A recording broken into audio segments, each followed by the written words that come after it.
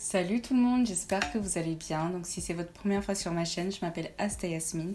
Et si c'est pas votre première fois, rebonjour, rebonsoir. Si vous avez cliqué sur cette vidéo, c'est que vous aussi vous êtes curieux de savoir s'il y a vraiment une différence entre l'ancien concealer de Makeup Revolution et la nouvelle version. Avant de commencer à tester le produit, rentrer dans les détails, présenter le produit, vous connaissez le protocole, n'hésitez pas à vous abonner, de cliquer sur like et à me suggérer dans les commentaires les produits que vous souhaiterez que je teste dans mes prochaines vidéos ou bien à me suggérer des tutos que vous souhaitez voir dans mes prochaines vidéos. Je vais donner quelques rappels sur le concealer et vous expliquer ce qui a changé avant de tester le produit.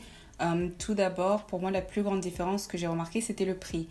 Parce que c'était connu comme étant le fameux concealer à 5 € et je vois que le prix a augmenté. Bon, c'est passé à 7 €. C'est pas une grande différence, mais ça reste une différence. La deuxième chose à avoir changé, qui est plus évidente, du coup, c'est le packaging. Donc ça, c'est toujours connu comme étant le concealer Conceal and Define de la marque Makeup Revolution. Ça devient le Conceal and Define Infinite Concealer. Et comme vous pouvez le voir, ça reste la même quantité, donc vous avez 5 ml dans chaque produit. Ce qui a vraiment changé et qu'ils ont vraiment mis en avant durant leur promotion, c'est la couvrance. Donc apparemment, le nouveau concealer à 20%, c'est très précis d'ailleurs je trouve, à 20% de couvrance en plus que l'ancien. Pour ceux ou celles qui n'ont jamais testé l'ancien, sachez que c'était déjà une couvrance totale avec un fini mat. Je dirais même un fini très mat, c'est un concealer qui sèche très vite.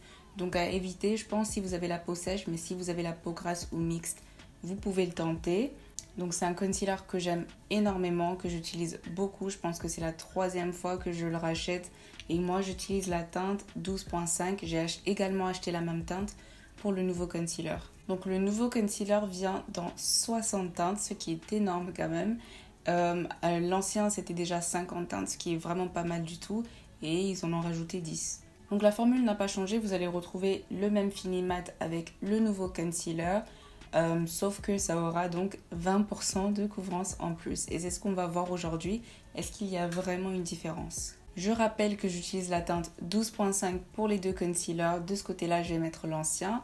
Et de ce côté-là, je vais mettre le nouveau. Je vous assure, c'est vraiment un produit très mat. Du coup, je vais le faire un à un. Je vais commencer par le côté gauche avec l'ancien.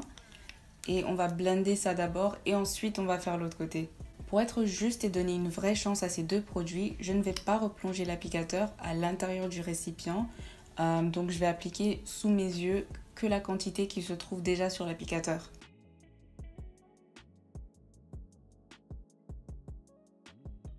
Je vais blender avec ma Beauty Sponge de la marque AMS Beauty.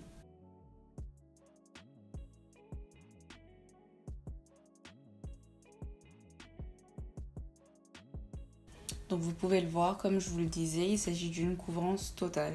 Je vais appliquer le nouveau, pareil, je ne vais pas replonger le produit, je vais appliquer que ce qu'il y a sur l'applicateur.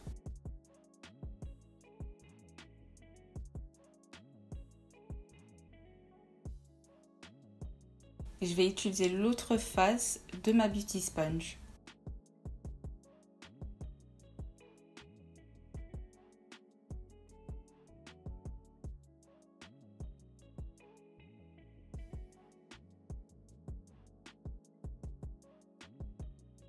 Voilà à quoi ça ressemble. De ce côté-là, vous avez l'ancien. Et là, j'ai appliqué le nouveau. On voit bien que de ce côté-là, le côté du nouveau, du Infinite Concealer, j'ai plus de couvrance.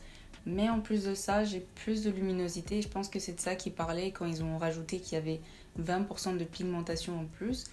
J'en ai pas parlé dès le départ parce que pour moi ça allait avec la couvrance. S'il y a plus de couvrance, c'est qu'il y a plus de pigments. J'étais juste curieuse et je voulais savoir s'il y avait vraiment une différence, qui justifiait cette différence de prix et je vois que oui. Je pense que c'est assez évident. Je choisirais le côté du nouveau concealer parce qu'il y a plus de couvrance. Je répète que pour les concealers, c'est ce que je préfère.